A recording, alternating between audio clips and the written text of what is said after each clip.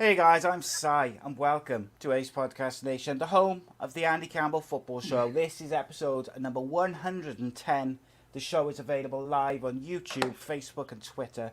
Ace Podcast Nation, of course, your home to many other great shows and series featuring top guests, expert analysts and more. So please give us a follow on social media, subscribe to that YouTube channel, click the bell for notifications and you'll get a little notification every time we go live or upload a new show. And of course you can download the audio versions of all the shows and series that we produce at your favourite podcast or radio platform. And if you want to keep it football, follow at A.C.E Footy Show on all social media platforms.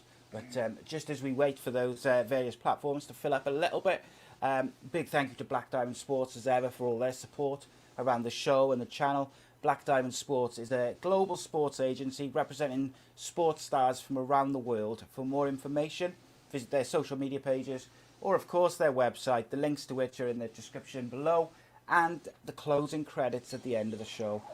And the sponsor of today's show is Bespoke Financial. Darren Ralston of Bespoke Financial is giving away a free will worth £140 with every new policy which is taken out. So please check him out, check out that offer because it is an incredible offer. He's looked after Andy for many years with various policies, including the critical illness, injury cover. They are top of their field, award-winning service, and we are very proud to partner with such a top-class brand. So I urge you to give them a call, see if there's something there for you.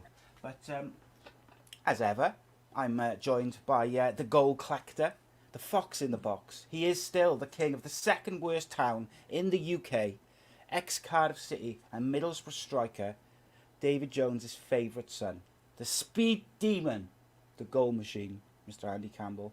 How are you, mate? Can't hear you. You're muted. That might not be true anymore now. That might be the worst town in the history. He might have beaten Scunthorpe. You know what I mean? So you just never know. I'm all right. Yeah, it's been a long another long testing week, but we got there. Another live guest coming on, and this one's going to be good because we've had a lot of debates and conversations, especially me and you about officials, refereeing, good things that have been good, things what have gone bad, things what didn't need changing, have been changed, need to go back to square one, and I'm sure we'll get some great opinions and some honesty from our guest tonight. We look forward to Andy. Andy, your Orcas wish you were muted when you played, mate. Here we go. It's on. So I'll tell you straight away, I just seen an absolute belter of a question straight away, which is I'm really looking forward to tonight's show. Just before I do introduce our guest for this evening, I very, very quickly want to say happy birthday to my youngest son, who is 12 today, Thing 3, and we'll call him for the sake of the show, but happy birthday to him, because I know he does watch now and again. But yeah, the youngest one is 12, you know you're getting old. But I am absolutely delighted and thrilled to welcome tonight's guest, ex-Premier League referee, Mr. Mark Halsey. How are you, Mark? Evening, guys. Si, Andy, how are we? Hi, Mark. Yeah, great to have you on, Mark. Really appreciate it. I probably won't be saying that in about an hour, but... Yeah, hope you're all staying safe and your listeners are all staying safe and everything's going good.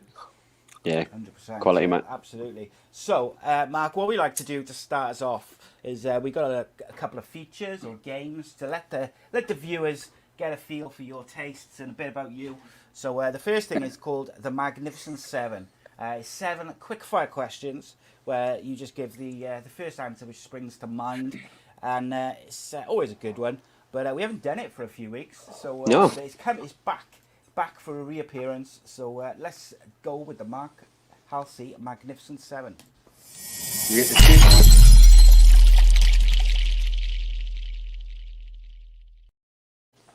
Okay, here we go. Messi or Ronaldo? Ronaldo. Favorite TV show?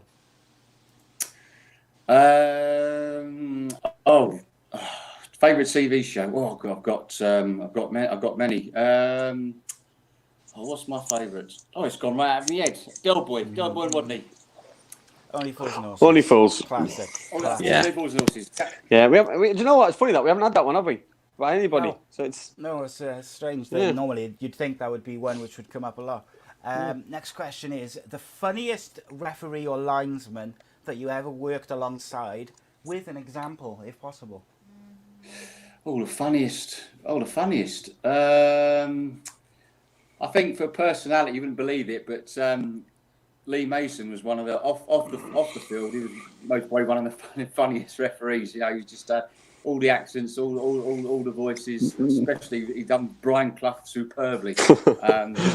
Not so sure about him on the field, but off the field he was he was a character. He's real funny.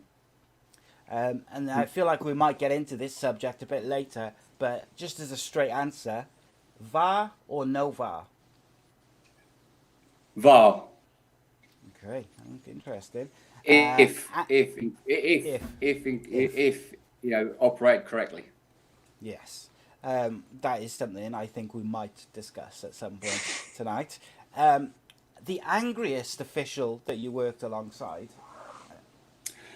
Angriest. That's a tough one. Angriest. What, behind the scenes or on the field? Yeah, just generally fiery, I suppose. I suppose. I don't.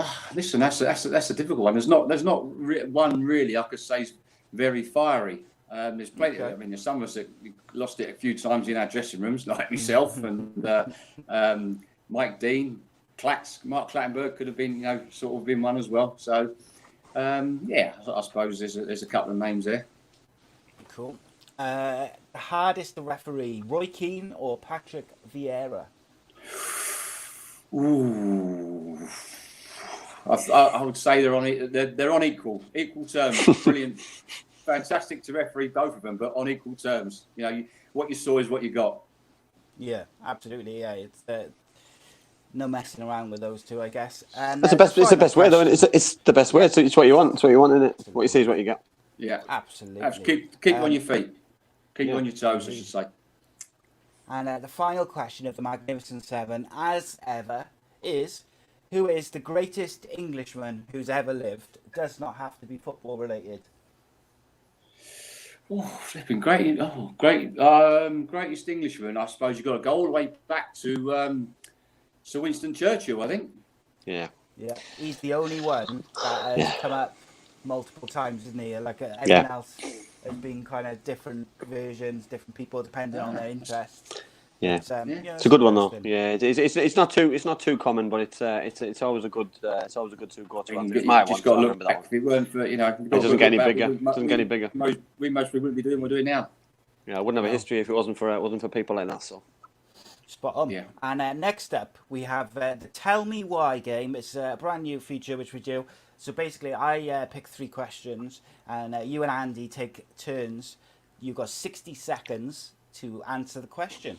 So it's always fun. You're not allowed to go over your 60 seconds, and you've got to try and get. Why, do I get a yellow card? Yeah, absolutely. When we had Jeff Winter on, I had my yellow card and my red card from when my sons played football, and someone said, "Make sure you bring it tonight," and I completely forgot. So it's.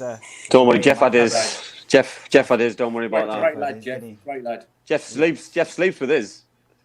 Well, we go back a long way, me and Jeff. I nearly put him out of his. He was down to referee the FA Cup final, and I nearly put him out of the game. Oh, did you? No, he's a good man. He's a good man, Jeff. Kickabout. He's a good man, Jeff. He's been really good to me over my life, my career. I still keep in touch with him now. Yeah, he's been good to me since you introduced me to him, and he's been really cool. I spoke to him a few times. Obviously, when we did the show on the Friday, I think me and him spent most of it arguing. But you did, yeah. I was just a referee in the middle. That's what I was. I was just a referee, just holding him back. It was like Andy was watching you didn't get your one scruff on the next side. Absolutely. And okay, so for each subject, you get 60 seconds, and let's get going.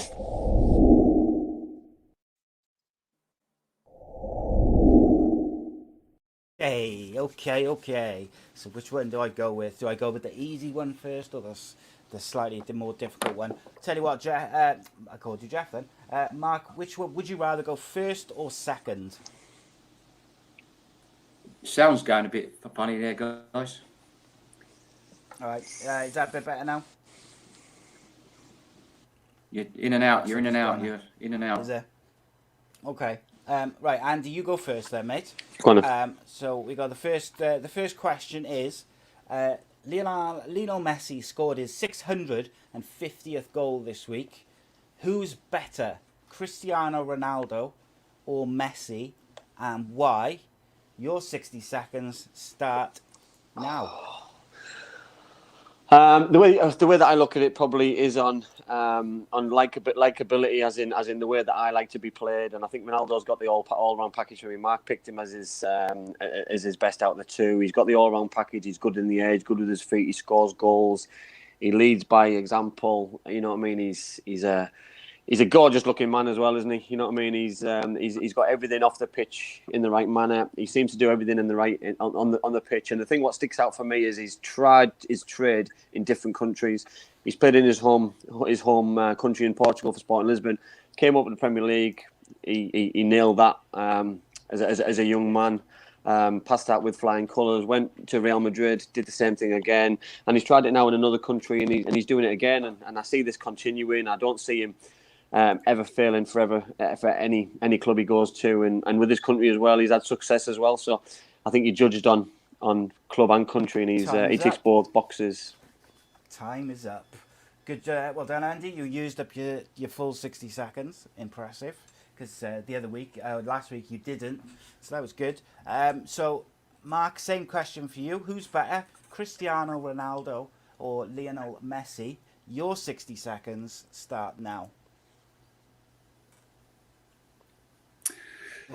Same Ronaldo for me. I mean, Messi. I mean, listen, Messi's a wonderful player, but he's only done it in Spain in La Liga, and he's not really done it as well playing for his country, Argentina. So, Ronaldo, who's done it in the English Premier League, he's done it in La Liga, he's now in Serie A, and he's done it internationally as well for Portugal. So, I've got a couple of funny stories to tell about him, but I can't say it within a minute. But for me, Ronaldo, without a shadow of a doubt. Yeah, I think that's a fair shout, Mark. I think you've got a bit of time left, but I'll let you off because it was the first go, and also I think it's difficult going second because a lot of the points get taken by the person who goes first. Look, for me, like you guys have both just said, Ronaldo that has not only done it in the top leagues, he's won trophies and done it at the top level. Like, he's won trophies, he's broken records. He hasn't just gone over there and done quite well. He's kind of tore up the league and done exceptionally well. And that for me, there'll always be that question mark over Messi on there. If he came to the Premier League, would he have been able to do it? He hasn't stuck in his comfort zone, has he? I think that's the point for me. You know what I mean? Listen, Mark just said it there. Messi is an absolute phenomenal footballer. You know what I mean? What he does, the way he glides past players, there's no player like him. There's no player who does the things that he does. But Ronaldo is just done it in every single league, and he's won all these trophies at different clubs. He's just something else. He's something else. Spot on, mate. Oh yeah, I mean, I refereed him playing in the Premier League, and I refereed him playing in the Premier League and playing for his country. So listen, I mean, I had the opportunity to referee, but I retired from international football when Messi started coming onto the scene around. But as I say, some of his attributes and some of the one. I mean, they're both scoring goals, but as I said, I think for me, Ronaldo, he's done it in the three best leagues in the world, hasn't he? Yeah, and the leagues where apparently defences are the strongest in the world as well. You know what I mean? So it's a testament to the man. You know what I mean? He's broke world records, and Italy's supposed to be the hardest league defensively, and he's older, more experienced, but he's lost that. Well, apparently he's lost the pace and he's lost certain things, and you know what I mean. For me, don't be disrespectful. You know what I mean? You're judged on what you can do, and he's won. He won the league last year. He's won the Super Cup this year. So. And to be fair, he's great off the field, because I had the opportunity to, when he was at Madrid, and Jose Mourinho was manager there. I got invited out there myself and went out there to by Jose and watched Real Madrid, he put us. We had dinner in the hotel with him, talking to him and Ramos, and they're all got whinging about referees, and then obviously into his box. During the game. So off the pitch, he's a lovely Fansworth, and really, really gives a cool feeling towards people. I don't believe Mourinho was whinging about referees. Surely not. Surely not. Absolutely. Sergio was, I can assure you. I can imagine, 100%. Okay, just before we move on to the next question of this, I wanted to ask you, in one word, Andy, would you like to see Ronaldo come to the Premier League to finish his career? Probably not. No, I think he's done what he needs to do now. I don't see any reward in him coming back for himself. I don't know, personally. I'd like to see him probably go to another country, maybe the MLS, and finish off on a big stage and push another level of football to try and get the MLS bigger and better again. You know what I mean? Like David Beckham's trying, and Phil Neville's over there now. But I don't think he's got anything to prove. And if he came back and he failed, I'd be gutted, because I'd leave a legacy. You know what I mean? He's left that legacy. You know what I mean? Don't ruin it for me. Yeah, you want him to finish on a high, don't you? He deserves, like him and Messi, they deserve to go out at the very top of the game. Yeah. You wouldn't want to see him kind of come back and not do so well. If there was a guarantee, then yes, but there's no guarantee, is it? Because, you know what I mean? Yes, he's got to a top side, but listen, Gareth Bale's come back, and I watched Gareth Bale the other day, and he looks like a different player, and I feel sorry for him. He looks out of his depth at times, and because the pace is quicker, he's lacking practice, football, game sharpness, fitness, speed. He doesn't look like the same player. The second question for Tell Me Why is, why is the Championship more entertaining than the Premier League? And Mark, you can go first with this. Your 60 seconds. What was that? Why is the Championship more entertaining? Yes. Why is the Championship more entertaining than the Premier League? Sorry, was it? What was the question? Why is the Championship more entertaining than the Premier League? Oh, why is it more entertaining? That's a good question. When I watch my team, it's not been entertaining, I can assure you. Trying down the bottom of the league. I suppose that if you look at League One and League Two and the Championship, they're all fantastic leagues. I think the fans, if you look at the Championship, it's watched more than Serie A in Italy. There's more fans that go to. When the fans were allowed, obviously, there's more fans watch the Championship than what there is in Serie A. I think. Listen, I think perhaps the officials let a lot more go. There's no VAR involved in the Championship. That adds it, obviously, for more excitement. You're not got long delays like we're seeing in the Premier League. And I suppose, look at it, I think the players in the Championship, League One and League Two, you could argue, say, they're more honest. They're more honest than what you see in the Premier League. And if you look, what annoys me about in the Premier players, players make it so difficult for referees. Andy appreciate this. When you're watching football now, it makes the job so much harder for referees, especially at the top level, because for me, football's a contact sport, and any little bit of contact now, they're going down, they're screaming, and that makes it hard for the referee, because then the referee's thinking, hang on, is he being called there? So when a player goes down screaming, a referee will err on a caution and give the free kick. And it's so difficult for referees in today's game. But listen, I think, as you say, the Championship and in the football field, the challenges go in, and 9 times out of 10, the referees will allow a lot of physical challenges, and it makes it for a more exciting game. And obviously, I think if you'd done a poll now, Championship, the guys that watch the Championship wouldn't want VAR involved in the Championship. No, we talk about that quite often, and don't we? That we don't want VAR anywhere near the Championship.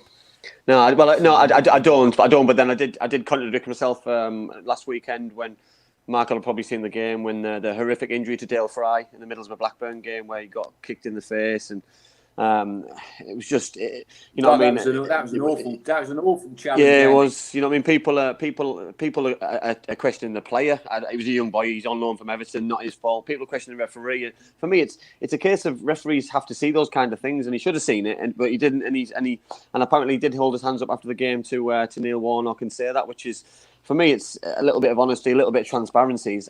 I think it's good because people and referees especially, they're not in this game like you weren't back in the day when I played. They're not in it to watch players get hurt. You know what I mean? Injuries are part of the game, but you know what I mean? Injuries like that, sometimes that they happen because of people's footwear as well. Studs are made differently than they were back in the day. We've got blades now, which they're like ice skates that can cut you straight away. And if you get a boot in the face, the studs are meticulously spaced out. So, you know what I mean? There's a good chance it is going to go in the eye anyway. It's just it's one of those things which is just a complete accident. And I said it when it happened. He didn't mean it, and I still stick by it to this day. Yeah, it was just one of those things. Me personally, I don't want VAR anywhere near the Championship. I've not been impressed with the way the Premier League has used it. I don't think they're using it correctly, which is a problem for me. But we'll get to that. Okay, to last question of Tell Me Why then, which is a fun one. I like this one. Andy, your turn to go first, mate.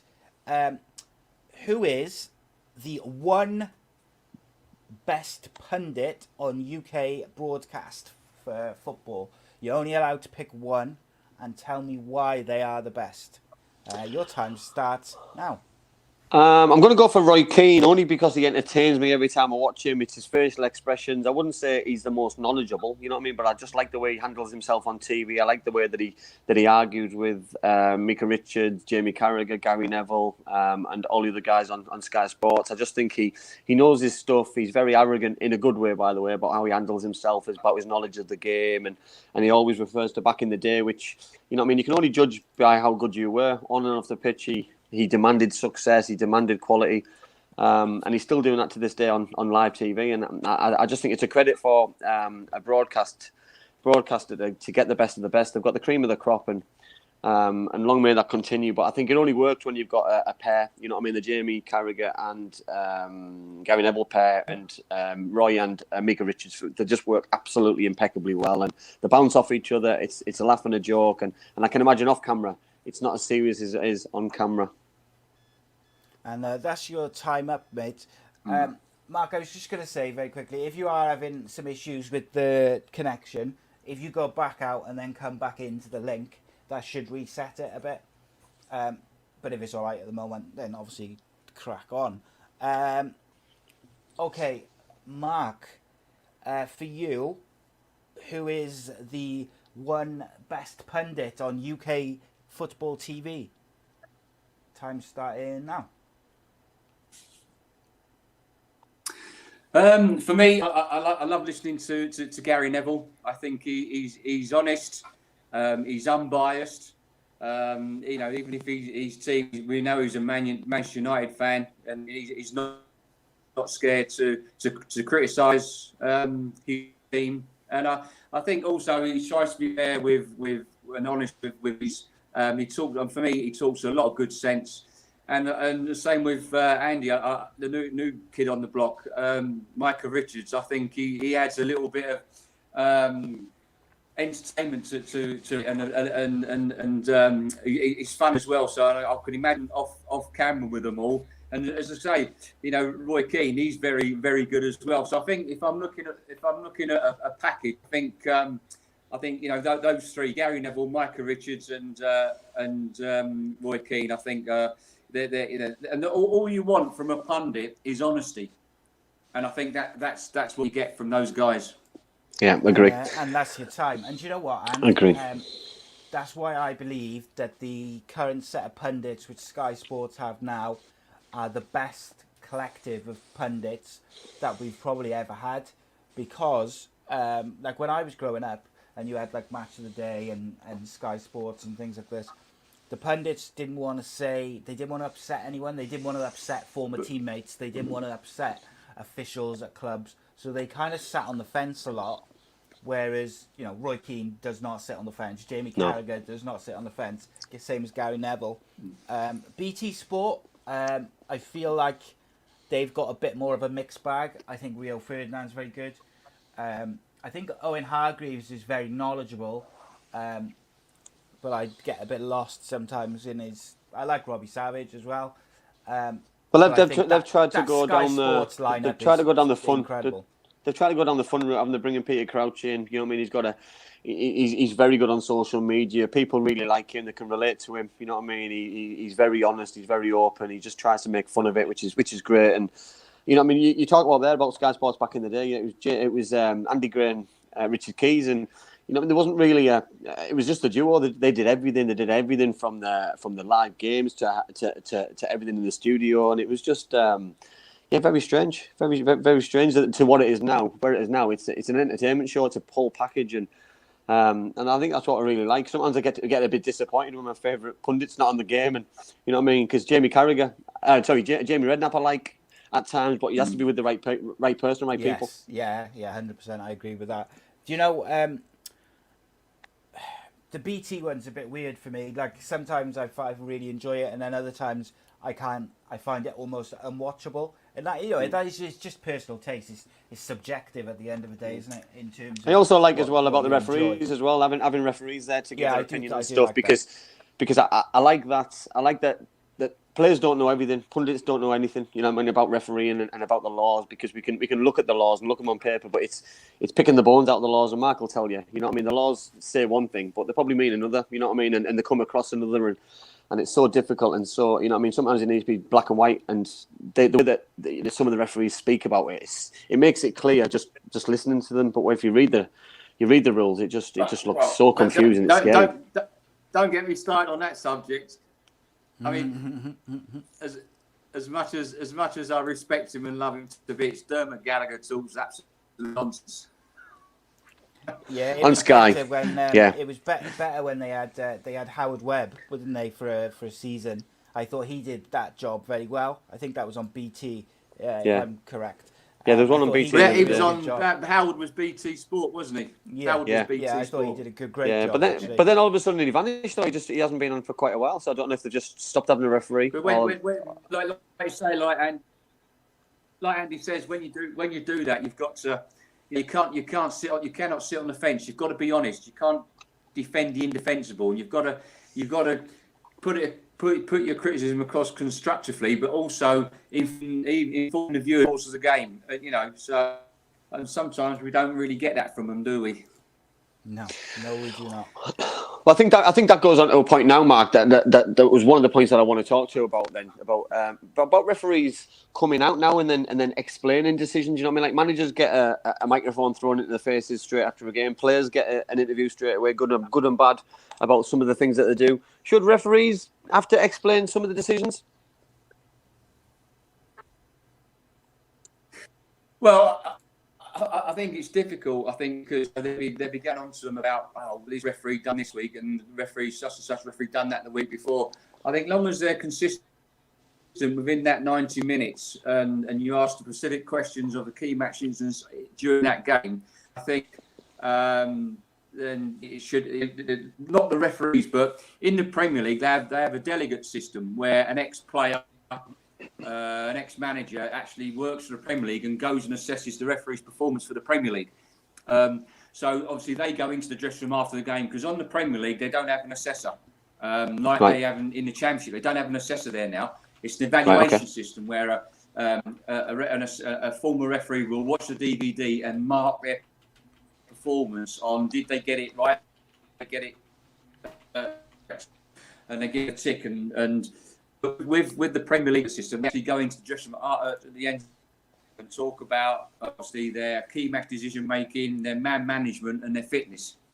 So I think after every Premier League game, that delegate goes, as I said, he goes into the dressing room, speaks to the referee about his performance. If there was any key match incidents that were controversial, they can talk about it in the dressing room. And then for me, I think that the delegate then should go in front of the media, go in front of the cameras, just like managers, the man do, and some players, and then talk about what he spoke with the referee and the reason why he gave a decision. Because I think a lot of the referees are not media trained, and they can get caught out, and then obviously that people will, and then and obviously hang them out.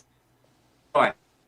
Yeah, no, So I totally agree. I think it's because it sifts, with as you. So I think on that occasion, I think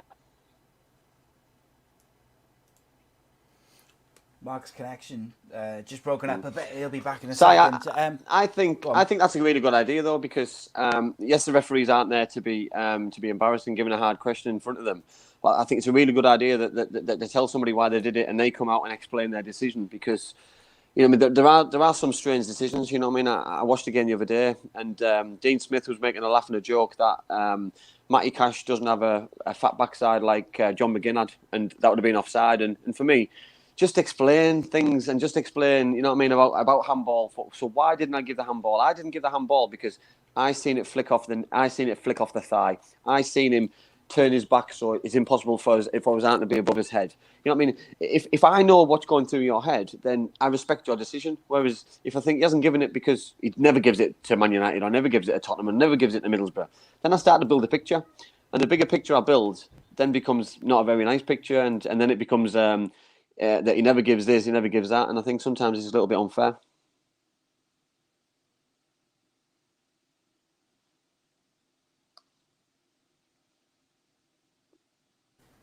Right, are you still there, Andy? Because Absolutely, yeah, I don't know what happened then. It just all my connections just went whoop, and everything dropped. But we're back. So I don't quite know what happened then. Hopefully Mark will be back in just a second. But yeah, you're right about it. And the thing which I was saying to you yesterday about refereeing is back in the day, you had referees like Uriah Rennie, Graham Poll, Mark Halsey. What was a famous? What was a famous Italian one? What was he called? Chiellini, Giorgio Chiellini. And you had like Keith Hackett, Mark Clattenburg, David Ellery. There's endless, but they all had personalities. They all had different personalities, and what they would do is they would deal with players in different ways. But they would make the big decisions. Sometimes they got them wrong, but they would take responsibility, and you always felt like they were taking responsibility for their decisions. And now I do feel like the lack of individual personalities in these referees, and I don't know whether it's been an instruction from the bosses where they're telling them keep it professional and don't get involved in chitter chatter, just try and just get on with the job. Just do your job. Yeah, but isn't that almost robotic, mate? But isn't that what's wrong with football, though? We spoke on the Championship show. We spoke on here about the distance between players and fans, for example. You know what I mean? If the distance between players and fans is big, you know what I mean? The distance between referees and players and referees and fans is even bigger. So if it's even bigger with those, then for me, it becomes a problem. You know what I mean? Because the players and the referee are on the same pitch. You know what I mean? If there's a communication issue and you're not talking to me, so to speak, then it's not really viable. You know what I mean? For me, it's got to be consistent, and there's got to be a good relationship. Yeah, like one of my other issues with the refereeing systems is the fact that if they have a bad game or they're marked down in however they do it, they get moved down to the Championship in the Football League. I don't like that, because I feel like why should the Championship, particularly when there's so much money involved, why should the Championship be punished by having the referees which are not performing to the best of their ability at that given time? I just feel like there's something wrong there. However, whilst I don't like it, I do understand it. Like, that is the natural kind of thing to do, isn't it? Is to promote and relegate depending on performance. But maybe it should be an end of season thing, not a current season. Or like maybe they should do it in the transfer windows or something. Do you know what I mean? Like relegate and promote a couple of referees. Yeah, but then for me, I probably wouldn't relegate. I'd probably just wouldn't give him a game on the following Saturday. You know what I mean? So give him a weekend off, because if a player plays badly and does something wrong, he won't play the following weekend. Do you know what I mean? So it's for me, it's just about that. So if you don't perform, then you don't get picked, and it's like that. It's if you don't perform to the best of your ability, you're not going to get picked for the next week or the next game. So it's the same as a referee. If there's a pool of 15 referees, Premier League referees, then you know what I mean, there's some waiting in the wings, training hard, preparing right, waiting for an opportunity, and then all of a sudden they're there. And for me, it's key It's key that happens, and it's key that that something like that's got to be put in place. You know what I mean? Because for me, it's the only way. Yeah, I'd like to, just because we're going to get to they've got loads and loads of questions in the live chat, so we're going to jump straight into them for Mark now. But there was something I was just talking to Andy about, Mark, and I wanted to get your take on it. So I was thinking over the weekend, back in the day, we had people like yourself, Uriah Rennie, Graham Paul, Mark Clattenburg, David Ellery, Jeff Winter, all these different referees who had very different personalities and different ways to deal with players, but you always felt like they took responsibility for their decisions and the work, they were looking and they were doing the job to their best of their ability. But I feel like now in 2021, the referees come across as very robotic and almost as if they've been instructed not to interact too much with the players, other than to dish out yellow cards or give a decision. Do you feel like that lack of personality is almost, and the complication with rule changes and things like this, is contributing to the standard of refereeing changing? Yes, and look, I can only speak for myself. For me, I think referees, they walk onto the field of play and they think they can command that respect straight away. That's not the case. I mean, the respect comes from your accuracy in your decision making, the way you engage the players, your awareness of what's going on around you, the way you talk to the players. That's how you get the respect. And for me, it's we're all one big football family, and you have to engage with the players. I mean, I was a players referee. You can laugh with the players, you can joke with the players. You can have banter with the players, and you guys know what I was like, and that's vital for controlling the football. It's not about just turning up and refereeing to the laws of the game. That's not what it's about. It's about managing the game, managing the players, managing the event, having empathy. We don't see referees showing any empathy whatsoever. Some of the guys there now are so aggressive, you can't even talk to them. That's not the way forward, and that's the leadership and direction they get from their management. I mean, there's a couple. You look at, Michael Oliver, for me, is our best. No, some may disagree with me, but I think he's out by far our best referee. He smiles on the field of play. He has a bit of banter with the players, and that's what the players like, talking in their language. The football pitch is the shop floor.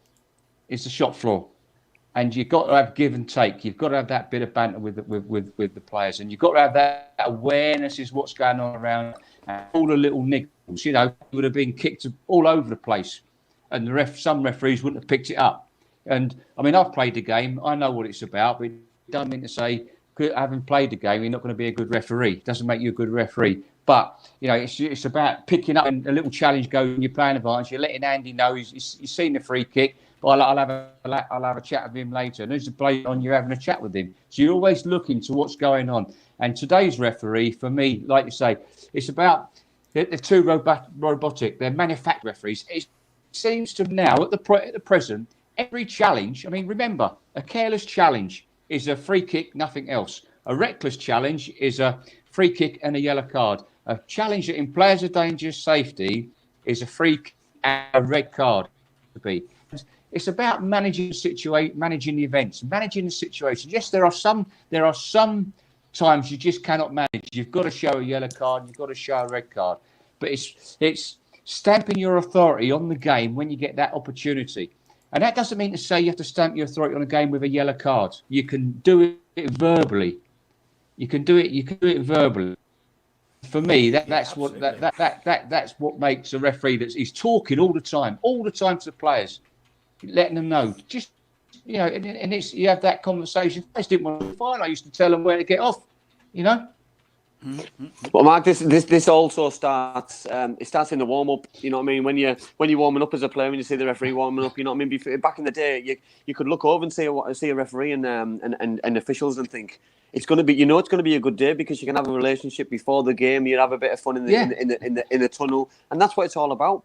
If you're stood there as a young player, as an old player, and there's arrogance there, and there's an atmosphere there, that atmosphere goes on the pitch. And the game carries Absolutely. on. There's no respect between the two, and then it's a bad environment for everybody. That's right. And you know what's going to go. I used to say, listen, I've seen that. Cut that out. Do that again, and I will do you. I remember I remember refereeing Liverpool Man United when Ronaldo was at Manchester United. And, I always sort of done the toss of the coin, sorted it all out. Always used to give me walk off halfway line, give me coin to the fourth official. And Ronaldo was standing on the halfway line. And it was a time when he was kept going down easy and he was frustrating players and, making the play getting nasty and towards. And I just said to him, I said, hey, don't be going down easy today because you'll get absolutely nothing out of me today. You can imagine what words I said. I said, you'll get absolutely nothing out of me today. And in the first 5 minutes, what does he do? He goes down. So I've gone past. I said, what have I just told you? What have I just told you? I said, I told you you're going to get absolutely nothing if you go down like that. And then after that, he did anything. He got on with it. That was it, And it was a piece of cake to referee the rest of the game. I remember Jay Rodriguez. That's a mutual respect. Go on. Mutual respect, though. It's a mutual respect, though, because next time he'll have had you in the game, he knows what to expect. You know what I mean? That he knows the standards of what you bring to the game, and I love that. I think I just inspires just listening to those kind of stories. Well, and I said I used to, and it's like when I used to ref all the big players. I mean, you talk about Vieira earlier on, and Roy Keane and Paul Scholes. I used to I say, hey Scholesy, don't dive in, Scholesy, what are you doing? What are you doing? Calm down. Yeah. So you're talking all the time, and I do that with all the players. And I always remember I refereed Aston Villa Southampton at Villa Park. Jay Rodriguez is at Southampton. Midway through the first half, Rodriguez goes down under a challenge from an Aston Villa defender in the box. And it looked an absolute stonewall penalty. Stonewall. So I've got penalty. No one's complained. Penalties taken, scored, Southampton 1-0. Well, it goes in, go off at half time, no problems. No one. Well, pressed the buzzer for to come out second half. Paul Lambert and the Aston Villa players were waiting for me. And they give me a right volley of abuse. We've seen that. Eddie's dive. We've not touched him. So listen, I can only give what I said. And from where I looked, it looked an absolutely nailed-on penalty. So anyway, after the game, Paul Lambert's come in. We've had a right to do with each other. We've agreed to disagree. What went on in my dressing room stayed in my dressing room. I used to say that to the managers: don't come hurting me out on the football pitch. You got something to say to me, you come in my dressing room, and we'll have words in the dressing room. So we had our words. He cleared off. So anyway, I got home that night, and you're watching. You think, I've got to watch Match of the Day, as you do. Got to watch the football. You're sitting there, have a glass of whiskey or a glass of red wine, and Western Pratt for your edges in case you have made a howler. So so anyway, I've watched it from the Frat angle. Looks absolutely nailed on penalty. From the other angle, it wasn't a penalty. He rode the challenge and went down, thinking he was going to get fouled. And I remember the pundits, I think it was Alan Shearer, was saying, from this angle, it looks absolutely nailed on penalty. From this angle, it's not a penalty. Anyway, 3 weeks later, I was refereeing Swansea and Southampton. And of course, as you said, quite rightly said, Andy, in the tunnel you get a little opportunity in the tunnel, and of course it walks out of the back as Jay Rodriguez. So I've gone, oh, here we go. Hey. This was to the guys, and my guys here and the players all looking at me going, what's he on? So I've just gone right up to him. And obviously, I can't say what I said over the family show, but I've gone up to him and I said, hey, you. Villa, you remember? He said, Mark. I said, I'm sorry. I said, sorry. I said, you let me down. You let me down big time. You made me look a right idiot. Given a penalty, and you deceived me. No. I didn't. Honestly, I didn't mean to. I said, listen, you do that today, anytime, you'll get absolutely nothing out of me. Nothing. Anyway, Mark, honestly, I promise, nothing like that will happen today. So we go. Anyway, game's in 20 minutes into the game. Southampton go into the box. He goes running in the box and he goes down. He's jumped up. Mark, it's not a penalty. He's not touched me. I said, no, we're going to get it anyway. But anyway, it was great. Do you know what I mean? So, like you say, you just talk to the players. You just talk to them and engage with them. As I say, you'd agree to disagree on the field of play. You know what it's like on the field of play. And yes, shop floor language does go on. But shop floor, I mean, I spent years training with Bolton Wanderers, under Sam Allardyce and different managers. And I used to referee the the 8v8s, the 11v11s all the time, and the players were exactly the same on the training pitch with each other and me as a referee, even though we were friends. But I was just for that training session, I was the man in black, and they vented their anger when I didn't give them a decision. So it was no different on the training pitch to playing on a match day. So I learned a lot with training, under Sam Allardyce and his teams. So why do you think that, Mark? So why do you think there is that big link, the big jump from when you refereed and what the referee is now? What's changed and why has it changed? Because I see it as a player and an ex-player. My relationship what I had with fans and I still have with fans is amazing. You know what I mean? On this show, not on this show, but I don't see many footballers nowadays having a close relationship to players, and I see that as a massive shame. You know what I mean? We're all football fans, end of the day, and we just want to be interlinked with each other. Yeah. Listen, I mean, I've been retired 5 or 6 years now, and I think that I could have carried on most probably if I had the right manager that looked after me. Obviously, with my battles with my illnesses, that my body just gave up, and I've noticed that. I still had rapport. I mean, listen. People ask me, I've done the Carling Cup final at Wembley. I've done the final, done the Charity Shield, Community Shield, I should say. And people say, "Well, was you a bit disappointed that you never refereed the FA Cup final?" I said, "Well, not really." I said, "But what was more important to me was the rapport and respect I had with all the players, the managers and the fans because of who I was." And as I say, it doesn't cost anybody anything to be polite and smile. And I still think of that rapport now with fans on social media, because obviously I'm quite heavily involved. I'm quite vocal on Twitter, but in a nice way. And even when have a right go at me, I answer them politely, and then it's amazing the response you get back when you answer back politely. So I still think I've got. I think when I speak to a lot of people, they still regard a referee that they all like. Yeah, listen, would have upset a few players, would have upset a few managers and a few fans and a few teams. You would do over the 20-year career I had in refereeing top football matches. It's pleasing for me that I still get that respect from not only like yourselves, but from fans and players today, because I think they all read my columns in the newspaper, and I just say it as it is, and I say it honestly. I totally agree. We got so many awesome questions. Just there, Ian just says manners cost nothing. Gaz says respect is earned, which kind of follows on from the point you were just making. So I'm going to start with this because it's a super chat from Gaz. He says, in your eyes, who's the best referee ever and why? Who's the best ref? Yeah. What now? He says best ever and why? I think I saw the best ref.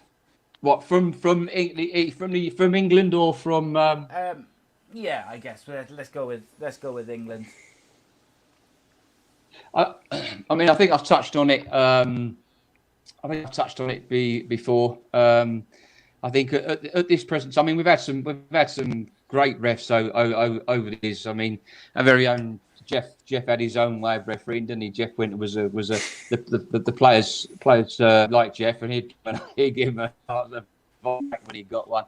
I think you look back, you look at likes when they come through, like myself. I think Howard Webb, Mark Clattenburg. Very, very good refs. Keith Hackett in his day, when Keith Hackett coming through, Roger Dilks, all great referees in their day. Little Roger, you couldn't see him on the pitch, could you? But I think, at this moment in time, I think in the UK, I think you got to look. You got Michael Oliver, who I think's. As I said before, I think he's at the moment our number one. Followed by you got people will disagree. They all have their, because if they people will disagree with what I'm saying most probably. But you look at Michael Oliver, number one, most probably. Martin Atkinson, obviously he gets better with age. Up there, number two, I think. So we've got I think Anthony Taylor. I think Anthony Taylor's is improving, and you got love him or loathe him, Dean. So I think we've got a bundle of good referees, but I think the standard, the present standard, is not what it should be at that level. We've got some good youngsters coming, Andy Madley, Chris Kavanagh. I think they could be good guys. Peter Banks, but it's like with me, I think, and Andy, I think vouches this. I mean, good coaches turn average football players into good players into excellent football players. It's no different with referee coaches. It's exactly the same, no different. And we've got a severe lack of good coaches at the top level. I just look around and you think to myself, why am I not involved in coaching our top referees? Why is Mark Trattenberg? Well, he's in another country doing he's plying his trade. Is Howard Webb? He's in the States. Coaching and managing the MLS referees. So we've got to say, why are these guys going to different countries? And like myself, and even Jeff Winter, he can still offer, young referees good coaching and step them up, because it's you can referee with a personality, you can referee with common sense today, but it's the way they're being led. And I think we need to see massive changes in the referee. Whose decision is this, Mark? Whose decision is it then to not have you guys as to help out with the coaching? Who picks the coaches, and how do you become a coach? Well, listen, it's about personality, mate. You know that it's about personality, and if your face fits with present management. Yeah, but it's wrong though, isn't it? Because for me, if they want the caliber to improve, if they want the personality back, if they want the interaction with the players and the players and the referees, because the fans bounce off that as well. You can always see a game which is managed right on the pitch by a referee, and the hostile atmosphere doesn't happen. You know what I mean? You can see bad atmospheres in the stadiums because of what's going on the pitch, and if that's handled badly, it reflects badly all the way around the stadium. And I think sometimes that. It just needs to be improved, and if it can be improved that easily, without question, then for me it's a no-brainer. Listen, I totally agree with you, and it comes from, as I said earlier, you can referee with common sense, you can referee with a personality, and you can referee like that, and it comes from leadership direction from the management at PGMOL, and that's where it comes from. I mean, I'd love to be involved, but there's no chance at present. Seems like such a waste of an opportunity to not have people like yourself involved in the bringing through of new referees. And what I'm going to do in a minute, I'm going to go back to the very first question we had, because we've got so many. But there was one question which did fit in with what you've just been talking about. And that was, why do you think we haven't really seen any ex-footballers go on to become referees when they retire?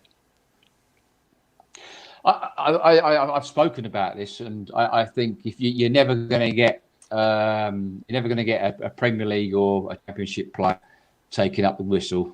I think listen, they earn lots and lots of money, and rightly so, because they're top of their profession. So I think they should be looking at sort of National League, League One, and League Two, because their careers end quite early. And I think it's like, I think if they have an accelerated promotion, if they take the law, do the course, pass the exam to become a referee, and I think they should be accelerated right the way through, and they start at the National League. Ex players, if they want to be referees, they should be starting at Sunday morning, a Duck versus a Duck, and games like that. If you look at cricket umpires, first-class cricket umpires, or professional cricketers, when they retire and they want an umpire, they pass the exam and they go straight into the second 11.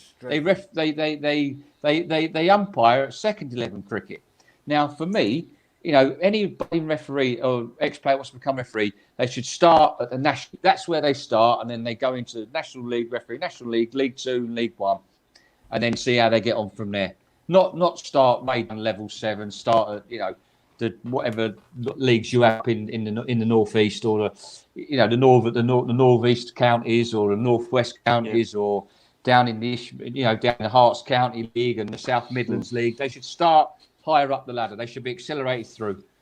I totally agree, because this is what puts people off. Point. But this is what puts people off, Si, you know what I mean? Because it stops people wanting to do it because of that level, because they know what comes with that level. What comes with that level is abuse, you know what I mean? And when you've been an ex-player as well, the abuse will be probably tenfold, where the respect, you get the respect by going into the National League North and South and the National League itself, Premier, because you've been an ex-player, and you'd get a really good respect from players, managers, and supporters as well. And I think it'd be a really good fit. I think it's an absolutely amazing idea, absolutely amazing. And if one person did it, you get 10 people who did it. It's like, listen, I love refereeing wherever I went, whether I was in, for me, whether I was in the Premiership or Championship or League One or League Two, every club deserves the best referees. And I used to love going out down into League One and League Two. To professional, because if you were from the you're a Premier League referee, you didn't want them having singing out Premier League, you're having a laugh. You didn't want that. And I used to get shown the utmost respect. And when I did referee those teams, they used to come up to me and Mark, he said, you are totally different to what we normally get. And I thought, well, I said, but I should be, because I referee in the Premier League. Yeah, I should be better and I should be different. If I'm not, then there's something wrong. But I used to treat the players exactly the same as I did, in the Premier League. Used to get the team sheets, names, look at their names, and speak to them by first names. I think that's key that was key for me though, Si. You know what I mean? The amount of times that I used to get a buzz by seeing who was referee. You know what I mean? In the programme or on the team sheet, or seeing them face to face while they're warming up, because. You know what I mean? When you're playing League One, you know what I mean, and you see it's Mark, or you see it's one of the top Premier League referees coming down to the level that you're playing at. It gives you a boost as a player, because you know it's going to be handled better than it is, especially if it's a big game. You know what I mean? Or it's a local derby, or there's a lot of riding at stake, because you just know that you've got a better opportunity to get a better performance from yourself, and it gives you a boost. It gives you a boost. Mark's talking about better coaching for players and everybody, but having a really knowledgeable referee and officials at the side, it really, really does give you that boost as a player, because you know you're in for a fair game. Yeah, I would. I remember. I won't say the play. I won't say the player's name, but it's not fair. But I always remember walking out at the Britannia. It was Stoke City. I think it was Stoke City v Spurs. I think it was Liverpool. And was coming up to warm up, and this Stoke City player come up to me and put his arm around me and went, Mark, we are so pleased to see you, because we thought it was so and so, and he is absolutely useless. So I don't say the names. I just pissed myself. But that's important, though, isn't it? And I think it's good, because when sometimes managers make a big thing about it, because managers part of your pre-match will be, we've got a referee tomorrow, and it's too much sometimes made of it, because it can put you on edge. It can put you with a negative frame of mind. Especially, I look at the Wolves manager Nuno at the minute, that he's very negative about certain referees, or quite a lot of them, but certain one in particular, who says that he shouldn't referee any Wolves games again. And if what the Premier League going to do, the Premier League are going to give him a game, and that's unfair for the referee, unfair for the club. But at the same time, you know what I mean? There's got to be some kind of relationship improvement made in order for that to improve, because you can't just not have a referee because you don't like him, and you can't give him a free kick or a penalty. It's like Nuno. It's like Nuno the other week when he came out onto the field of play, at Lee Mason, and those sort of things. I think that listen, I'm not condoning what Nuno said, but I think those sort of things should be conducted into the dressing room. That those sort of things. If he wants to say those sort of things and criticise Lee in that situation, then do it in the dressing room, behind the four walls, and then he wouldn't have got that. He certainly wouldn't have got it with me, because I'd allowed him to have his say, and then, as I say, you agree to disagree. But I think that's key, though, isn't it? You know what I mean? Like you said there, what stays in the dressing room, what happens in the dressing room stays in the dressing room, and that's the same as a player. You know what I mean? Players and managers do it, so why don't managers learn from what happens and do it with the referee as well? Because when they get a camera thrown in the faces straight after a game, and at the minute it's quite early because of what's going on, and they want everything done and dusted. The referee at the minute and VAR and other decisions are really the top of the list. And for me, talk about tactics, talk about team selection, talk about something else. they know exactly what they're going to say. I mean, I've had many verbals with players in the tunnel. You know, it's just and that's just the way it is. That's what you're up for, and as long as it's not, it don't become abusive and insulting towards you, and the language is not abusive and insulting. Then you know, you it's the game, and you do accept a little bit of banter, even in the tunnels you're going up. I mean, managers, Tony, I always remember at Stoke as well. Tony Pulis, great guy. Tony, I go back a long way with him. You know, especially when he was at Gillingham. And I refereed the playoff final, Man City Gillingham, and obviously I played 5 extra minutes, and City went on to win, and they went out. Always remind me of that. So we go back a long way. And every time, if he wanted to get into your mind, Tony, you know, I don't know, did you ever play Tony, Andy? No, I didn't play for him. I played against him, but then I met him when he was Middlesbrough manager quite a lot. So I liked him. I liked him more than I knew. But the dressing room's right in the corner, and you walk up the tunnel, and straight in front of you is the Stoke City dressing room. The away team and the referees were round to the left, and he always used to wait there for you, and he really used to have a right go at you. You know, there you go, there's 2 teams, and there's 2 teams. I said, I mean, there's one game, I think it was against Liverpool. He said, "Come on, Mark, there's 2 teams involved in this. What are you doing?" I said, "Tony, you're 1-0 up, and Liverpool down to 10 men. What's the matter with you? What's the matter with you? Get in your dressing room, go on." But you know, it's about that. But it's about that. Aside, it's about the positive relationship. You know what I mean? If that positive relationship's not there, it's embarrassing for everybody, and those kind of things don't happen. And those kind of things, they're really nice to see, like behind closed doors. You know what I mean? The fans don't get to see these things. The fans don't get to hear about them. But they've happened for years and years and years, and they're the best things. For me, the best things what happened in a game, things what happened in a tunnel. Best things ever. I mean, Neil Warnock the same. I mean, Neil Warnock. You know what Neil's like. I mean, I remember refereeing a Premier League game, Reading Sheffield United. Sheffield United wanted to make a substitution in the second half. Keith Gillespie was coming on, and obviously him and Stephen didn't get on very well. And Keith Gillespie comes on before I restart play. Keith Gillespie's gone up to Stephen Hunt and gone bang right in his face, elbowed him. He's come on as a sub, and I've sent him straight off without even restarting play. But and then I suppose that's the sort of thing, the pressure Neil puts on his players. But I always remember, I mean, having lots of locals with Neil Warnock, and I refereed actually the game season before when they were both in the championship at Bramall Lane. And Neil's always got something to say. And this day, he come knocking at my dressing room door. He's knocked on the door. Yeah, is it, Mark? It's Neil. I went, "Neil, get out. I do not want to talk to you tonight. Go away." He said, "No, Mark. I just want to tell you what a good game I thought." "Oh, come on then, Neil. In you come. Sorry, what a good game I had. I don't mind that." But then, but he was good fun, Neil. He was great value, Neil. I didn't know, Mark. It was you who sent Keith Gillespie off. We had Keith on as a guest, and good to get the other version, the other side of that, isn't it?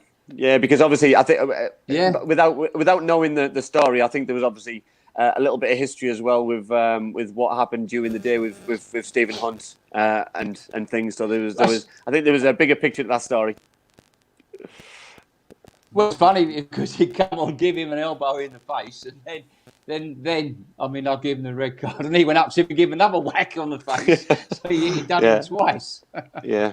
But and listen, it's emotion, isn't it? But those kind of things that you've thought a player's coming on to change the game, freshen things up, and then all of a sudden you're giving them a red card, and then you're dealing with the aftermath again. And then I had to send Wally Downs and Neil Warnock into the stands because them two started on the touchline as well. They're mad, them two. Oh dear. Wally's a case. Wally's a great lad. Right, let's. Wally's a great lad. Good. Always Go on.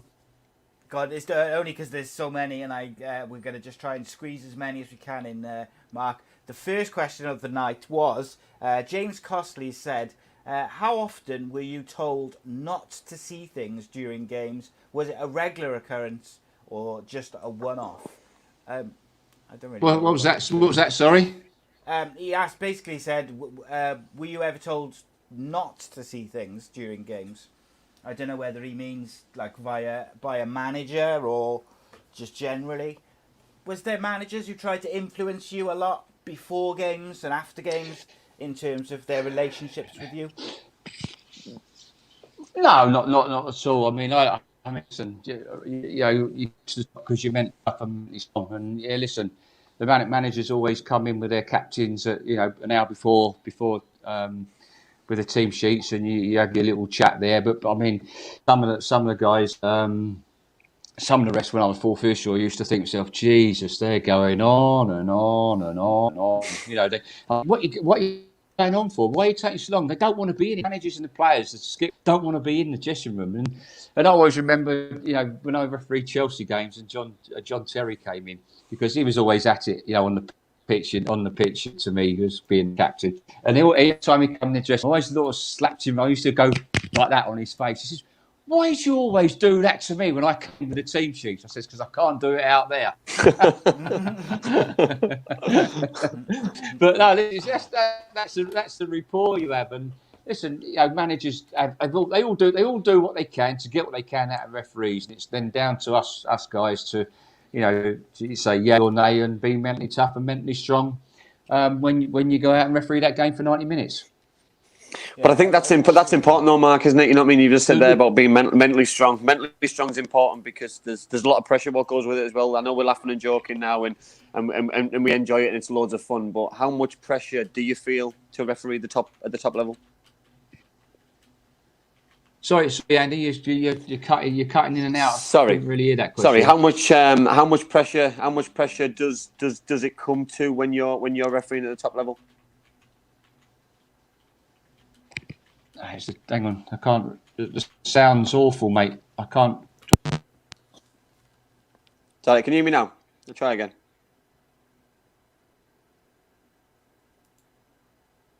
Hear me now. So, do you know what? Do you know what? Right, this is just so insightful. It's unbelievable to having a referee who knows of the ins and outs and things what go on, what shouldn't go on, and it's unbelievable. It's what I mean. It's so different to a player because I think players are protected quite a lot from certain things and especially the media and things and you know what I mean. But when you're a referee, you live and die by your decisions, and it's just such a scary, cutthroat thing. Bit of breaking news: Cardiff City have signed Johnny Williams. I heard that was getting spoke about yesterday. I got to say, I was very negative about Mick McCarthy. I'm not massively impressed with the way they've played in the first couple of games. However, that's exactly the sign-in that I wanted the club to make. So I'm happy with that. I got to say, he's creative. Takes the pressure off Harry Wilson because he's going through a bit of a rough patch. And he's been excellent for Wales. Johnny Williams has never let him down, mate. Very creative, good footballer. So I think that's a good signing. And I was telling you earlier on, wasn't I? Obviously, we can't Cardiff, talk about that. Ex-Cardiff City player Nathaniel Mendes-Lang signing for Middlesbrough, which. If that happens, fantastic for Middlesbrough, but fascinating. I'm sure we'll speak about it on Friday and go through all of the nitty gritty. I think we'll have to probably do a transfer show, not a championship show. I think it might be more fun. Sorry, Mark. I was saying about pressure and how does a pressure get to manage referees at the top level in a top fixture? What, the pressure on us or managers? Yeah. On you? No, yeah, on referees. On us. Well, listen, everything we do, in any walk of life, it's all about confidence. Whatever anyone does, it's all about confidence. It's no different for referees. And for me, I used to do the same thing every I used to go into the dressing room about 1:10, get me music going, relax me, have a good laugh and a joke with my guys, with guys who are supporting me, and then obviously. 8 minutes to 3 or whenever it was, 8 minutes before kick-off, rang that bell, got ourselves out, and you want to get out there. You want that first whistle. You want to blow that first whistle. and you've blown that whistle, and that first decision you make, and your stature starts to grow, and your confidence starts to grow. So with pressure, you've got. I mean, people say, "Oh, do you hear what all the crowd are shouting?" And you're not, because you're so focused of what's going on the field of play. You don't hear what's being shouted from stands, and you're in that zone. It's that mental toughness, mental strength, and to referee in front of you. Yeah, sometimes you do feel the pressure few times when you're making a big, it's on live on TV. Well, most games are on live, and it go around the world. But when you made a big key match decision, you give a card, you said, always think a few minutes, I've got that right. Oh, you've got to forget about that and get on with it. You've got to believe that you're right. So, yeah, listen, it's you just got to. Sometimes you've made a mistake. If you've made an error in the first half, you're soon told about it at half time.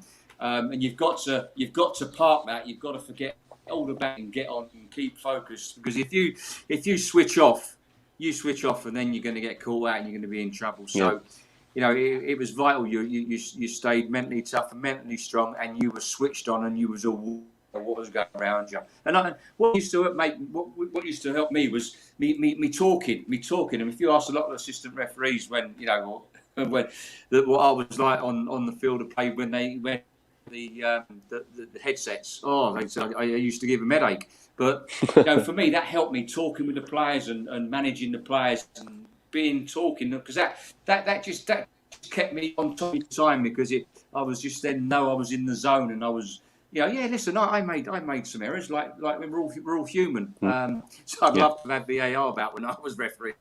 So I would have made mistakes. That's insightful for me, though, because I love that. You speak about your first decision, the first 5 minutes of the game, and we spoke about having we were players on here, ex-players, current players, about the first 5 minutes, your first pass, your first touch, your first decision, your preparation. It's key. It's key to your performance. You know what I mean? Poor preparation. You know what I mean? Gives you a poor performance. It's absolutely key, and it doesn't matter if you're a referee, a player, a manager. You know what I mean? They're all the same. We're on the same boat. We're all the same, and like you say. You would know, Andy. You would know your referees. You know what referees you would get away with what. You would know how far you could push a certain referee, because you know him, because you come up against them many times. Players knew what they would get from Mark Halsey. When he crossed that line, they knew what they were going to get from me. And I think over my career, I think I could count on one hand how many players I cautioned for dissent. There's a question following on from Andy's question about the pressure on referees. James Costley sent in a great question. He says there's been a lot of support for players regarding mental health lately. Is there enough being done for referees? Should there be more done, because they get a lot of abuse and stick from players, fans, managers? There's a lot, and then you've got the pressure of the job as well. Do you think there's enough being done in terms of supporting referees? Yeah, listen, well, it's the same. They've got sports psychologists, so they have all those in place for helping referees. I've got to be honest. I wasn't one of those that went to the sports psychologist. I was one of those that could, in one ear out the other, and it gets me, because I think I was mentally tough. I thought I could cope with it. I never felt that I needed to go to one of those psychologists. But yes, they are in place for referees today if they wish that they need them. And obviously, some guys are not as mentally tough as others. So yes, I mean, some of the guys on to the psychologist, and there's no doubt about that. But for me, I was one of those that just sort of help myself through things, because I could always do that. I could always park things straight away. I didn't have listen, if I did make an error, I would think about it for a day or two and go over it. And why did I make that mistake? Look at the DVD and see what I can learn and do it again. But after that, it gone, and I was fine, ready to go for the next game. But as I said, there are things in place for that, for mental health for referees. Cool. A lot of people have asked about who you support, Mark. Come on, yours! And do they very stop referees from, or do they try to avoid? How are we getting on against Watford? 0-0 half time. Oh, there you go. 0-0. Do they try to 0-0. Points. Desperate for a clean sheet, Mark. I tell you, so inconsistent. It's unbelievable. Huh? So inconsistent. Inconsistent's a key for them. They've just never seen a team like them. Do they try to avoid referees? They're unbelievable. Do they try to avoid referees officiating games where the team they support is playing? Is that a thing, or do they just do it as and when? No, you have to declare. It's just recently, early in early 2000. I think the end of around about 1998, 97. I mean, that's when it would become. You had to sort of declare on who you supported and who your allegiance was, or what club you supported. So obviously mine was QPR. I mean, my family were from Shepherd's Bush, and I used to live like 35, 40 miles away in a place called Welling Garden City. So I never sort of I got to referee him. I think I got to referee him once, and we beat Portsmouth. I mean, that was once I crossed that white line. That was it. There was two teams. When we scored, I just felt like going and jumping on top of that. So after that, I never refereed him again because that was it. I said, my husband QP, I don't want to do it. I don't want to referee him anymore. Just wanted to go to Loftus Road and referee on that pitch, So I refereed him once, and that was it. After that, I never done it again. Because that's the thing, isn't it? You know what I mean? That's something what you miss out on doing. You know what I mean? That refereeing at the ground where you've watched your heroes growing up, and it's something to say. It's a lifelong ambition. You know what I mean? That I remember growing up watching my heroes at Ayresome Park, and I loved Ayresome Park. And then by the time obviously I came through at Middlesbrough, Ayresome Park wasn't there anymore. The Riverside was there, so it was I know my dad watches the show, you know what I mean? And I went to Ayresome Park week in, week out with my dad, and it was great. But I always regretted not being able to play at Ayresome Park in a competitive game. It was heartbreaking, but football evolves, it moves on. But referees are no different. They want to do something at their home ground. I mean, to be fair, and it must be a thrill to put on a shirt for your hometown club. Do you know what I mean? To professional football. I mean, my nephew's a professional footballer at Barnsley. He's a pro at Barnsley. He come up through through the ranks at Bury, because that's where our house is in Bolton, near next to Bury, and he come up ranks at Bury. He was at Borough. Borough signed him from Bury, George Miller. And then obviously he went from Borough to Barnsley. He went out, and then Barnsley signed him. So. It's difficult for young guys today, It's difficult. Well, it is. Listen, there's no better feeling. There's no better feeling at all to play for your hometown club.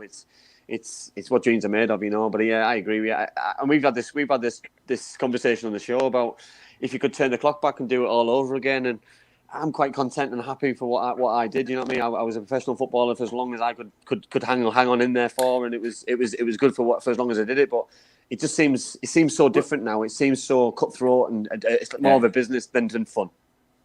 Absolutely. I remember dreaming of being a professional footballer. I mean, not once when I become professional did I ever want to become a referee. Never want to become a referee in my life. But if I had my time again, I was at schoolboy forms at Tottenham for 3 years. I was at Spurs for 3 years and doing very well, and then just went off the straight and narrow. Just didn't have that extra need to, I just wanted to go out and enjoy myself. And when I look back now, I'd have done things a whole lot different. There's no doubt about that. Yeah, well, we spoke, haven't we? You know what I mean, about, and we spoke to young players. We had a young player for Carlisle United on, Charlie Barnes, about social media, and I was so glad that social media wasn't around when I was a player, because the amount of mistakes I made, you know what I mean? I know my dad's watching the show, so I better probably rein it in a little bit, but the amount of mistakes I made as a young player, drinking, going out when I shouldn't do, doing certain things when I shouldn't, you know what I mean? It would have got me in a host of trouble, and you know what I mean? But then you said there about being a mentor to new referees. I think being an ex-player and being a mentor to young players is so important as well, because you know exactly what's going to happen to young players about them making mistakes and just trying to prevent or cut down the amount of them, because one mistake doesn't mean that they can't be a player anymore. You just need to make sure they don't keep making the same mistake over and over again. Great question, Mark, from Reese here. He says, what's your thoughts on maybe fans being able to hear what the referee says, like they do in rugby, where they mic up the officials, so you can hear the conversations, they talk about their decisions and stuff like that?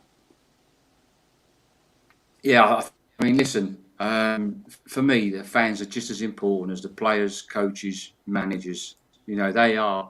If we look at the game now, you know, this blasted pandemic, what it's doing to everybody around the world and to our national game.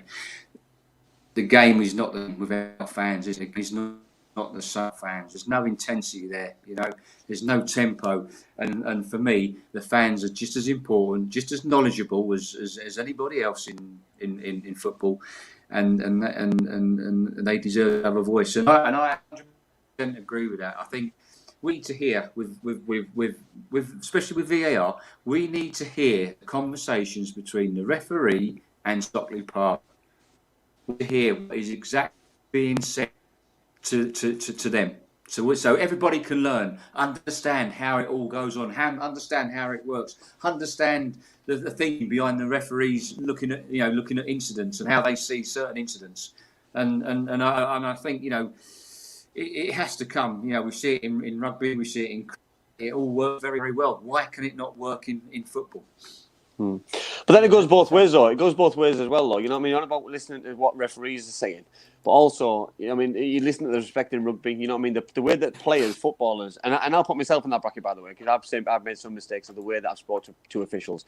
The way that players speak to officials is absolutely outrageous. You know what I mean? So if people are mic'd up, maybe the respect has got to change and go both ways, because it's then players will be heard of the way that they talk, and they will have to then rein it in, or a captain does it. And, you know, I mean, you listen about rugby players calling referees sir, you know what I mean? Football's not like that. But I do think there's certain ways that it can improve and get better for the better, I think. Yeah, you'd have to, wouldn't you? Just seeing the question there, Si. I used to love refereeing Ninian Park, so I just saw the question come out. I used to love refereeing Ninian Park, and I refereed Swansea Cardiff. As well, great fixture to referee, and I think it was when Cardiff beat Swansea 1-0 at Swansea. Yeah, and I think it may have been Craig Bellamy. I think Bella's got the win. That's right. Yeah, he did. Yeah, it was a great goal as well. Great goal. Yeah, it was a late one, wasn't it? Yeah, so I refereed that one. Yeah, two great football clubs. Two great clubs. Yeah. Wow. No, I say that because Swansea were fantastic with me when I came back from my battle with cancer. I came back to refereeing, so you know, great set and great football club. A few people have kind of asked about the support you received when during your illness and your recovery, and obviously your later return to the football. Just about the support you had from the fans, from football clubs, the league, the referees association. What was that like? Kind of talk us through that period of your life. It must have been exceptionally difficult. It was very, very, very emotional. It was tough times for my family, because obviously I think 7 months earlier my wife had been diagnosed with leukemia, and then in that January, and then in August diagnosed with throat cancer. So yeah, it was tough times for the family. I was told that I would never, if I survived, I would never ever at the top level again. So that's my inspiration to get back. But you know, I've got to thank the football family, fans, clubs, and players were just, and people from all over the world were fantastic. So you know, I've got a lot to thank them all for, and you know, last, you know, not least that saved my life, and Tim Illich, big Evertonian fan. So and I say that football club were fantastic with me as well. So brilliant. Yeah, I remember the game when you came back was it was so emotional just watching it. But also, what struck me is so often referees are kind of background players in what a football match is and the theatre of football. But like on that day, you could see that everyone in the ground had so much respect for you and what you had battled through and what you'd been through, and also just the fact that you were there and you had returned and you had fought your way back to refereeing at the top level. And that's one of those video clips or those days where I'll always kind of remember watching it and seeing it. Well, it's just one which really sticks with me for the pure overall emotion of it. I think. But say we're talking about for me, it's a human being as well. You know what I mean? Who's given a lot to the game. He's given a lot. They've given a lot to players, to managers, to other referees, to fans. Because it's an entertainment. Well, it is, but it's an entertainment. Well, it used to be an entertainment show. You know what I mean? For me, referees were entertainers, the same as players were entertainers. You know what I mean? It was good fun, and I enjoyed it, and the banter was great. And for me, there we go. There's some bad news for you straight away, Mark. But it's key that Gavin. See, people enjoy to give bad news. It's terrible, isn't it? But listen, it's the football family, and Mark mentioned it there. You know what I mean? For me, whenever things bad do happen, the football family just turn up in the droves, and it's great to see. And for me, sometimes I'd like to see the football family come together before things happen, and for be a bit more together, so we can hit things together before diversity hits us and things. But for me, no, it's great to see, and like you say, Si, very emotional watching comebacks and things. You know what I mean? Especially watching Mark George do it and see things. It's just amazing. Amazing. It was. I think. I mean, after my operation, and then obviously cancer coming back, and having me chemo and radiotherapy, and to come back, I put my body through so much. I put my body through so much to come back to get fit, and I just couldn't see myself doing it. I couldn't see myself getting back, but. As I say, I think that's why in the end I had to retire, because my body just started shutting down after everything that had been pumped into it. So, listen, I had a wonderful career, and I got a lot to thank the Premier League for making us full time, and the rapport I had with all the fans, and it lived with me and my family for our lives. Just going to squeeze in a couple of quick questions, Mark. Martin asks, did you ever referee Andy in a game? And if so, I would like to know, did you book him? Want to book me? I don't think I hardly get booked, I hardly get booked. Sent off. Just twice. I don't know who the referees were. Mark definitely ref me a good few times during my career. Didn't book me. I hardly got a yellow card. I was probably one of those players who went down a little bit too easily, but it did look like I was getting caught a little bit. When did you play? I signed for Cardiff in 2001. Yeah, we signed for Cardiff in 2001. I left Middlesbrough. I went on. So I was at Bolton on loan in 98, 99. Was that the year they got promoted under Sam, Ricky Gardner, Michael Ricketts, Kevin Nolan. I was promoted to the Premier League in 99-2000 season. Yeah, so I played the following season, because I went back to Middlesbrough that season. Well, I went to Middlesbrough. I was only there for a month and a half, but I played the following year, and then Steve McLaren took over at Middlesbrough 2001, and quickly told me that he didn't like me, so I left. That's how football is. just get on with it. Get on with it and move on. That's it. Man, want you, you're gone, isn't it? Yeah, that's what it is. It's life. Listen.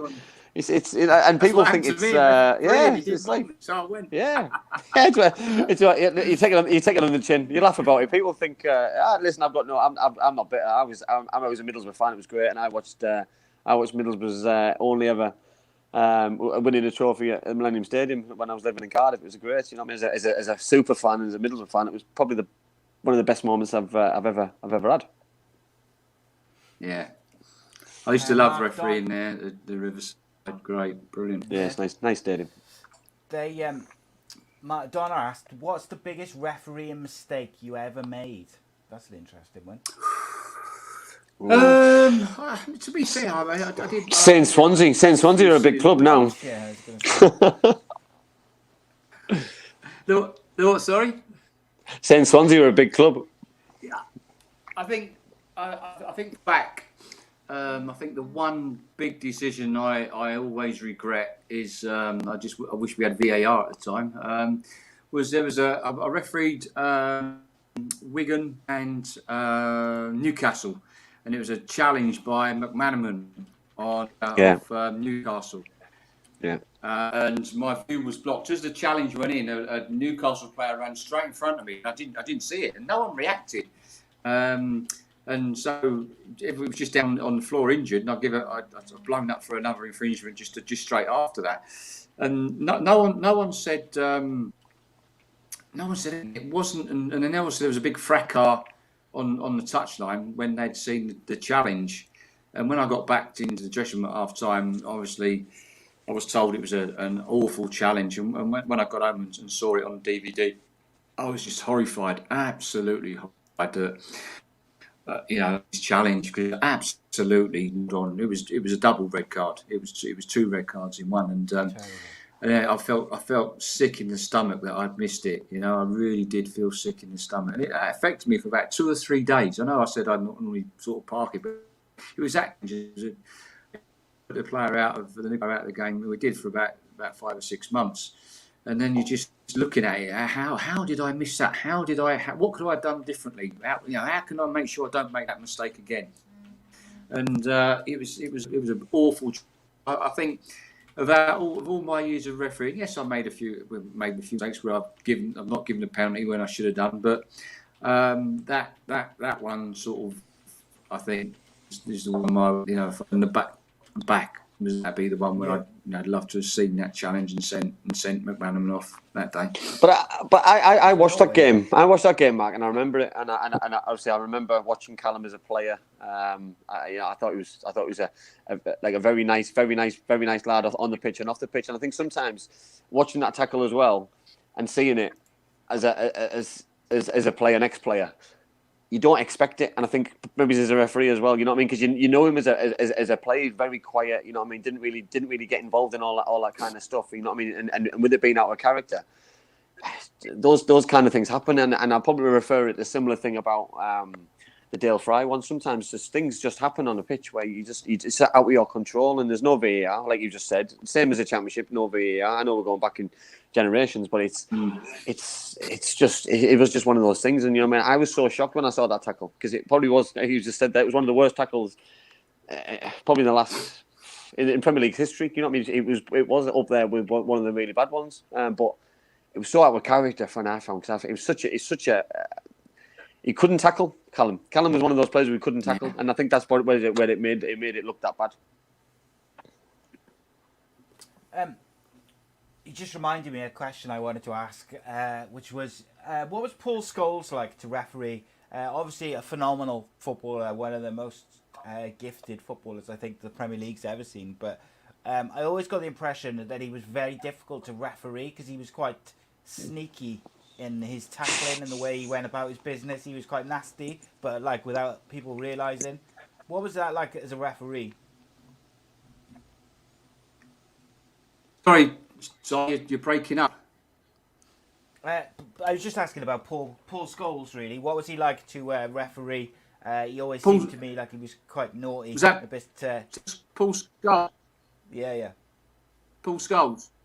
Yeah. Listen, you know what listen, he was a tough tackler, Scholes, and as I said before, he was great chat on the field, great with him, and you always be up behind him and tell him to take it easy, and but you knew what you were going to get from Paul. He wouldn't do anything behind your back. If he wanted to go and put in a tough, reckless challenge, you'd do it in front of you. And so he was. I think every team would like a Paul Scholes in their side. And listen, he was tenacious. But he was a great player as well. But good rapport with him. Great. I had a great relationship with most players. Players knew who I was. And I loved refereeing every player, because I got on well with all the players, and yeah, listen, as I said, they knew what they were getting from me, and I treated them like they were humans, that they were men, not all children, and not becoming too aggressive with them, like we do see sometimes today, where referees are just too aggressive with they just don't give them the time of day, and their body language says everything about the way their demeanour and the way they're conducting themselves on the field of play.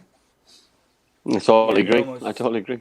They almost seem like they don't want the players to speak, don't they? It's like they're kind of like, no, this is the school teacher, like a school teacher sort of, and it's talking down to people. It's a mutual respect, and referees. I remember that the best ones is when you're irate, and the best ones are the ones who can talk you down, calm you down, and get you back in the zone and get you back to go and play football. Because the longer and the higher at that level you are, the worse the game's going to be for everybody. The worse you're not going to stay on the pitch. You're either going to get sent off, you're going to get substituted. Yeah. So the referee's doing you a favour. The best referees are the ones who've kept those players on the pitch, back doing the things that they enjoy, and back just playing football. The worst referees are the ones now where you can see the players chipping away. You know what I mean? The Wayne Rooney, so to speak, who just gets annoyed and worse and worse and worse, and all of a sudden does something stupid, red card, but you can see it coming a mile off because the referees are getting involved in things they shouldn't. The players aren't helping themselves and doing the same things, and there's not enough. You spoke about at the start. There's not enough good relationship between players and referees anymore at all. Yeah, absolutely. Okay, last couple of questions then. Andy's dad asked, My dad, legend. What was your most difficult relationship with a manager? With who? With a manager. Relationship with managers? Yeah, what was most difficult? Listen, as I said before, with most of the managers, listen, there were times, there were games where we'd agree to disagree, and they would come banging on my door. So and you just have to answer them honestly, and you tell them why you gave action. I always remember Mike Noble and John Robinson when they were not Villa, and I was refereeing at the Etihad, and Villa went 1-0 up, and then I gave a penalty against the Villa goalkeeper who come out and just smashed into one of the City players, and it was just before our time, and I'm thinking, them two are going to be waiting for me. O'Neill and John Robertson, and I always remember walking down at the Etihad. I was, referees always come off last, as you know, and there they were, both waiting for me, give me a right volley of abuse. And obviously, I can't say what. I said at least it was down the tunnel, and I just walked, just ignored them, walked off into my dressing room, and about 5 minutes later, there was on the door, and I said, "Come in." He said, "And I come in." It was John Robertson. "John, don't come in. There's no need you to come in. You're going to get yourself into trouble. You must leave now." I want to come in and say, "Just seen them in the dressing room at half time, and I'd like to apologise. It is a definite penalty. So apologies." And out he went. So if I hadn't have had that rapport with them, allowing them to vent their frustrations, and you've got to show a little bit of empathy, because it is a very emotional game at times, and I think you don't condone what they do, but you've got to allow that little bit of freedom. As long as they don't cross that line in the way they speak to you, or the way they abuse, as long as they mischief and abuse you, I think you, as a referee, you tolerate it, and if you show them that little bit of empathy, then they will always come back and apologise to you if they feel they've been wronged. And I always remember that incident where they, he had to see it coming at half time, apologise, and you applaud that. And I think that's what's lacking today as well, isn't it? We see, because I think as a referee, you've got to be approachable. You have to, at the top of the level, you've got to be approachable. If you're not approachable, then you're not going to win the players or the managers over, are you? No, you're not. It's like personality, isn't it? And being personable and treating people with respect, I think, goes a long way. Even if you disagree. Please and thank on the field of play. I used to, I'm about to throw there, please. Here we go. There, that do. Thank you. Way to go, boys. Here we go. Yeah, that's it. Thank you, please. Goes a long, long way. Yeah, totally agree.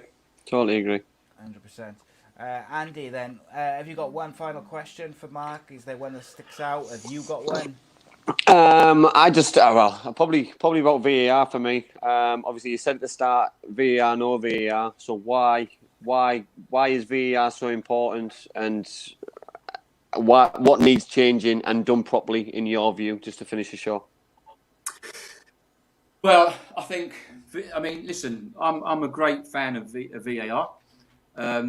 It's simple. The IFAB protocol is there. It's simple. Okay, a clear and obvious error or a serious incident missed is when VAR should be getting involved. Obviously, we know offside is factual, but we do have a problem at the moment, as we saw on with Southampton Villa.